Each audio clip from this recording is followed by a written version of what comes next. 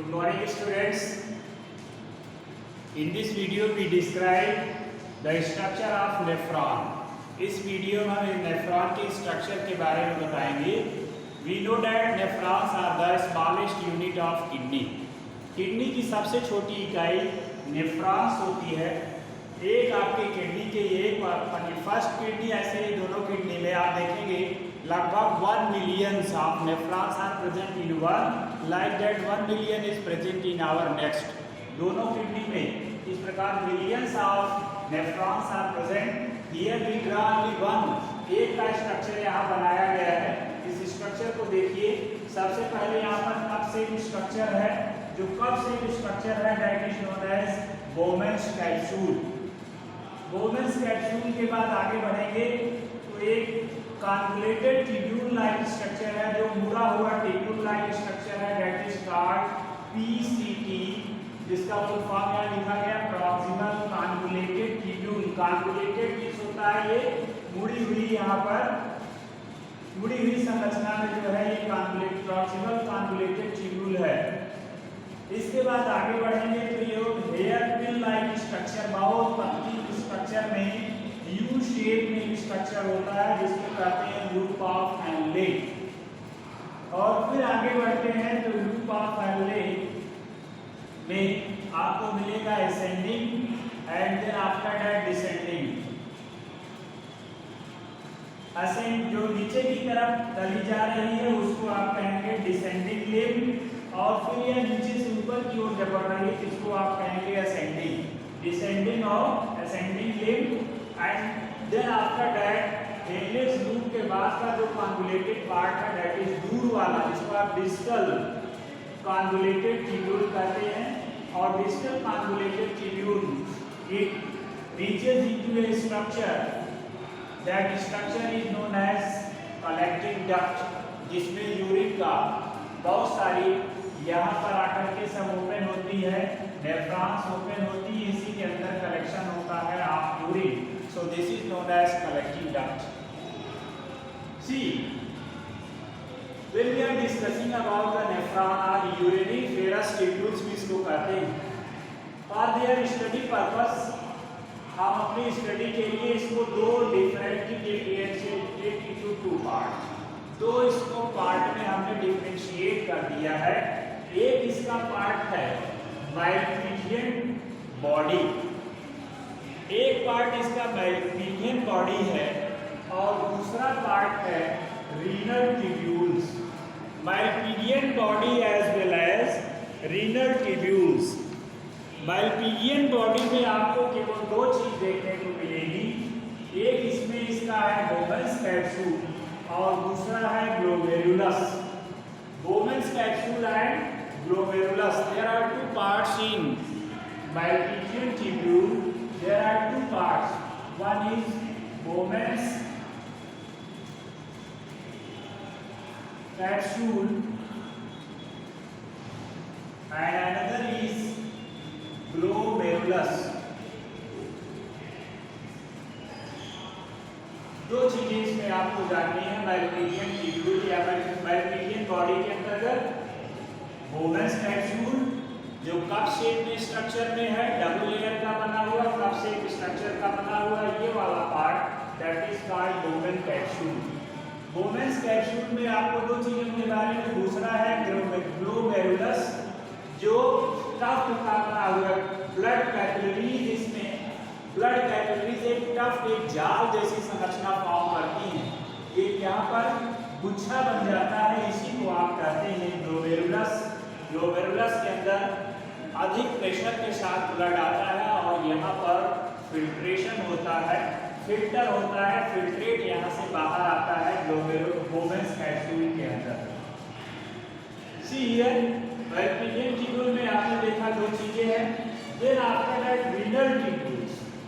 Renal tubules के अंतर्गत आपको PCT, then after that loop of Henle, then after that BCT और collecting ducts, इनके बारे में स्टडी करना है. See here, renal tubules में सबसे पहले बात आती है this region की. This is the convoluted part. It is the coiled part that is known as PCT, proximal convoluted tubule.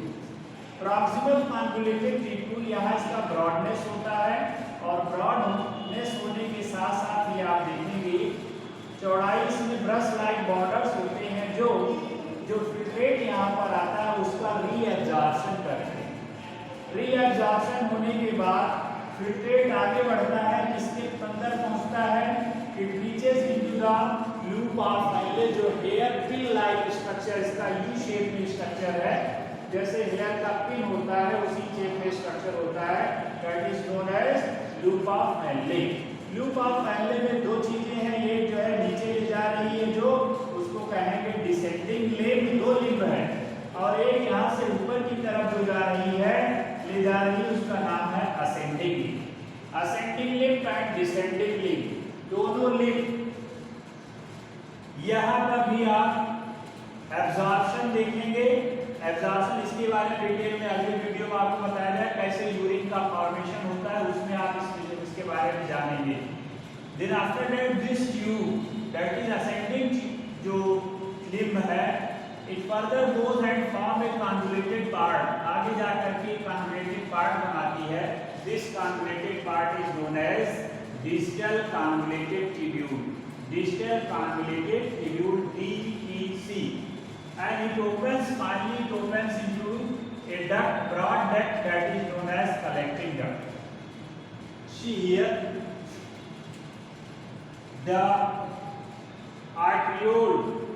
arteries जो है और पतले पतले पार्टों में डिवाइड हो जाती है, वो आर्टरियोल्स होती है।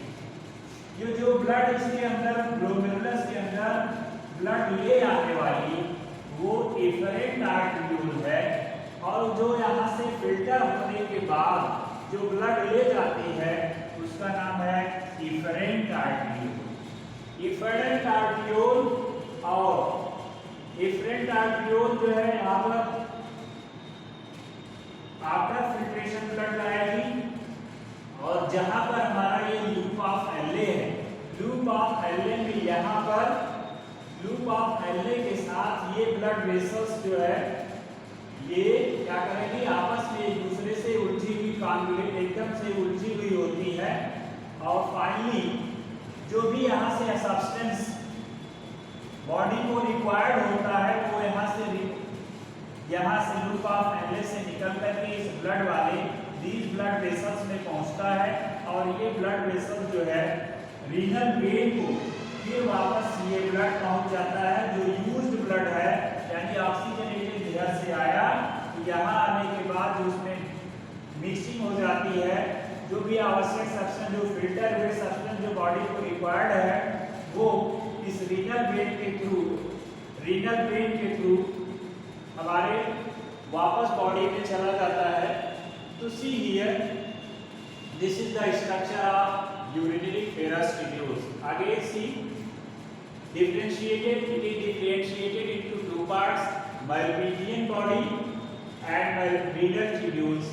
Malpighian body में दो चीजें हैं, Bowman's capsule और glomerulus. Then after that renal tubules के अंदर PCT, loop of Henle and DCT, collecting duct. अब आप पहले Malpighian tubules के बारे में, Malpighian tubules में Bowman's capsule जो कब से स्ट्रक्चर डबल लेयर मेम्ब्रेन का बना हुआ, दिस मेम्ब्रेन इज परफोरेटेड, आसानी से इसके द्वारा फिल्टर हो जाती है, और इसके अंदर एक टफ गुच्छा है, ब्लड कैपिलरीज का गुच्छा है जिसको आप कहते हैं ग्लोमेरुलस, जिसके अंदर जो है ब्लड पहुंचता है, प्रेशर के साथ पहुंचता है, यहाँ से फिल्टर होकर के इस रीजन में आता है, यहाँ से पहुंचता है proximal convoluted tubule. Proximal convoluted tubule से यह लूप ऑफ एले के अंदर पहुंचता है। लूप ऑफ एले में एक डिसेंडिंग लिम्ब है, दूसरी असेंडिंग लिम्ब है, और इसके बाद ascending limb finally reaches to the distal convoluted tubule. वहां फिर से जो भी एब्जॉर्ब होना है वो एब्जॉर्ब हो जाएगा, बचा हुआ वाटर भी एब्जॉर्ब वहां हो जाएगा, और ये हमें बॉडी को वाटर की आवश्यकता है तो यहाँ से एब्जॉर्ब होकर के हमारा यूरिन जो है वो कंसंट्रेटेड हो जाएगा। यदि हमें बॉडी में वाटर की प्रॉपर मात्रा है तो our urine is dilute. So this is all about the urinary ferrous tubule. Okay, thanks.